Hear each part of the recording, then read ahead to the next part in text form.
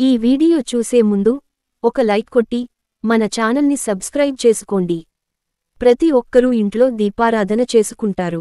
మీరు చేసే పూజలన్నీ అసలు దేవునికి చేరుతున్నాయా లేదా అని ప్రతి ఒక్కరూ ఆలోచించాల్సిన విషయానికి కొన్ని ముఖ్యమైన నియమాలను పాటిస్తూ ఆడవారు ఇంట్లో దీపారాధన చేసుకుంటే మీ పూజలన్నీ నేరుగా దేవునికి చేరుతాయి. మీ పూజలకు రెట్టింపు పుణ్యం లభిస్తుంది.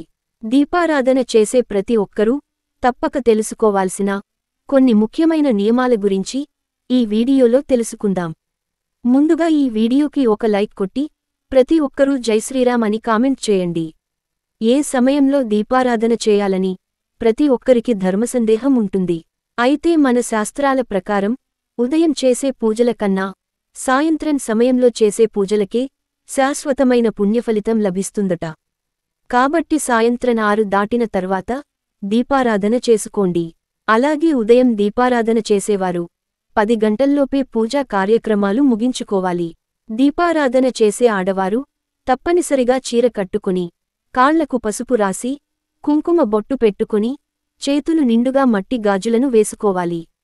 అదేవిధంగా ఇంటి గుమ్మానికి పసుపు రాసి ఇంటి ముందు ముగ్గులు వేసుకోవాలి. పూజ గదిలో కూడా ముగ్గు వేసుకోవాలి. పూజ గదిని శుభ్రం చేయాలనుకుంటే గురువారం కాని శనివారం కాని శుభ్రం చేసుకోవాలి. అయితే పొరపాటున కూడా మంగళ శుక్రవారాల్లో పూజ గదిని శుభ్రపరచకూడదు. దేవుని చిత్రపటాలను శుభ్రం చేసేటప్పుడు దేవుని పటాలను నేలపై పెట్టకూడదు. అలా పెడితే మహాపాపంగా పరిగణించబడుతుంది.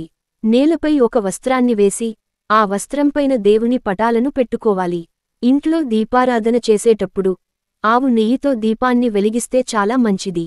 ముఖ్యంగా ఆర్థిక సమస్యలతో బాధపడేవారు ప్రతి శుక్రవారం ఆవు నెయ్యితో దీపారాధన చేయండి. నెల తిరక్కుండానే మీ డబ్బు సమస్యలన్నీ తీరిపోతాయి. పూజలో వెలిగించే దీపాన్ని దైవంలాగా భావించి దీపానికి కుంకుమ బొట్లు పెట్టి పుష్పాలు సమర్పించాలి. దీపంలో త్రిమూర్తులు కొలువై ఉంటారు. కాబట్టి ఇంట్లో దీపారాధన చేసేటప్పుడు దీపానికి తప్పనిసరిగా నమస్కారం చేసుకోవాలి. మనలో చాలామంది ఆడవాళ్లు పూజ గదిలో ఒక దీపాన్నే వెలిగిస్తారు. కాని పూజ గదిలో 2 దీపాలు వెలిగించాలి. అప్పుడు మాత్రమే సంపూర్ణ పుణ్య ఫలితం లభిస్తుంది. మీ కోరిక ఏదైనా సరే కోరిన కోర్కెలన్నీ వెంటనే నెరవేరాలంటే ఇంట్లో పూజ చేసేటప్పుడు ఎండుద్రాక్షను నైవేద్యంగా సమర్పించి మీ కోరికలను దేవునికి చెప్పుకుంటే కోరిన కోర్కెలు తప్పక నెరవేరుతాయి.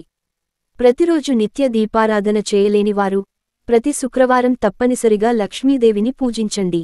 శుక్రవారం దీపారాధన చేసేవారు పెరుగన్నాన్ని నైవేద్యంగా సమర్పించి లక్ష్మీదేవిని పూజిస్తే ఇక మీ ఇల్లంతా కనక వర్షంతో నిండిపోతుంది. దేవుని పూజలో తప్పనిసరిగా పుష్పాలు ఉండాలి. ముఖ్యంగా గులాబీ పూలతో దేవుడిని పూజిస్తే మీ కుటుంబానికి అష్టైశ్వర్యాలు ప్రాప్తిస్తాయి. దేవుని పూజలో నైవేద్యాన్ని పెట్టినప్పుడు నైవేద్యం పక్కనే కొన్ని మంచి నీళ్లు పెట్టాలి. అప్పుడు మాత్రమే మీ నైవేద్యాన్ని దేవుడు స్వీకరిస్తాడు. దీపారాధన చేసే సమయంలో అగ్గిపుల్లతో దీపాన్ని వెలిగించకూడదు. ఇక ప్రతి ఒక్కరి ఇంటి గుమ్మం ముందు తప్పనిసరిగా తులసికోట ఉండాలి. ఏ స్త్రీ అయితే ప్రతినిత్యం తులసిని పూజిస్తుందో ఆ స్త్రీకి సుమంగళి యోగం సిద్ధిస్తుంది. తన భర్త ఆయుష్షు కూడా పెరుగుతుంది. కుటుంబంలో ఆర్థిక సమస్యలు ఏర్పడకుండా ఇల్లంతా ఐశ్వర్యంతో నిండిపోతుంది. కాబట్టి వివాహమైన ఆడవారు తప్పనిసరిగా తులసి కోటలో దీపారాధన చేయాలి. లక్ష్మీదేవి అనుగ్రహాన్ని సులభంగా పొందాలంటే శంఖాన్ని పూజించాలి. పూజ గదిలో శంఖాన్ని పెట్టుకుంటే లక్ష్మీదేవి త్వరగా ప్రసన్నురాలై మీ ఇంటిపై కనక వర్షాన్ని కురిపిస్తుంది. అదేవిధంగా దీపారాధన చేసేటప్పుడు 5 వత్తులతో దీపాన్ని వెలిగిస్తే మీ కుటుంబం మొత్తానికి అఖండ ఐశ్వర్యం లభిస్తుంది.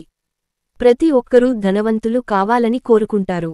లక్ష్మీదేవి కటాక్షంతో త్వరగా కోటీశ్వరులు అవ్వాలంటే ప్రతి శుక్రవారం సాయంత్రం సమయంలో ఇంటి గుమ్మం ముందు 2 దీపాలు వెలిగించి పూజ గది ముందు కూర్చుని కనకధారా స్తోత్రాన్ని చదవండి. ఇలా 3 శుక్రవారాలు చేస్తే ఎంతటి కటిక పేదవాడైనా సరే కోటీశ్వరులవ్వక తప్పదు. ఇంట్లో పూజ చేసేటప్పుడు ఒక రాగి చెంబులో నీళ్లు పోసి అందులో ఒక చిన్న బెల్లం ముక్క అలాగే తులసి ఆకులను వేసి పూజగదిలో పెట్టుకోండి. పూజ పూర్తయిన తర్వాత ఈ నీటిని తీర్థంలాగా తీసుకోవాలి. ఇలా చేస్తే దేవుని సంపూర్ణ అనుగ్రహం లభిస్తుంది. ఆడవారికి నెలసరి పూర్తయిన తర్వాత శుభ్రంగా తలస్నానం చేసి ఇల్లంతా శుభ్రం చేసుకుని పూజగదిని శుభ్రం చేసుకోవాలి. దేవునికి ఉపయోగించే పుష్పాలను నీటితో కడగకూడదు. వాసన చూసిన పూలను దేవుని పూజలో ఉపయోగించకూడదు. ఎండిపోయిన పువ్వులు పూజ గదిలో ఉండకూడదు. వీటి వల్ల మీ ఇంట్లో సమస్యలు ఏర్పడతాయి. దేవుని పూజలో తప్పనిసరిగా 3 అగరవత్తులను వెలిగించాలి. ప్రతి ఒక్కరి పూజ గదిలో తప్పనిసరిగా వినాయకుని చిత్రపటం ఉండాలి. ఇంట్లో పూజ చేసేటప్పుడు ముందుగా వినాయకునికి నమస్కారం చేసుకొని ఇంట్లో దీపారాధన చేసుకోవాలి. పూజ గదిలో ఉండే వినాయకుని చిత్రపటం 1 కన్నా ఎక్కువగా ఉండకూడదు. మీ పూజ గదిలో ఉన్న వినాయకుడి తొండం ఎడమవైపున తిరిగి ఉండాలి. ఇక దీపారాధన చేసే ఆడవారు జుట్టు విరపోసుకొని పూజ చేయకూడదు. ఇలా చేస్తే లక్ష్మీదేవికి కోపం వస్తుంది. ఇంట్లో పూజ పూర్తయిన తర్వాత తప్పనిసరిగా 5 ప్రదక్షిణాలు చేయాలి. మీ పూజ గదిలో తప్పనిసరిగా పసుపుతో ఒక చిన్న స్వస్తిక్ గుర్తును వేసుకోండి.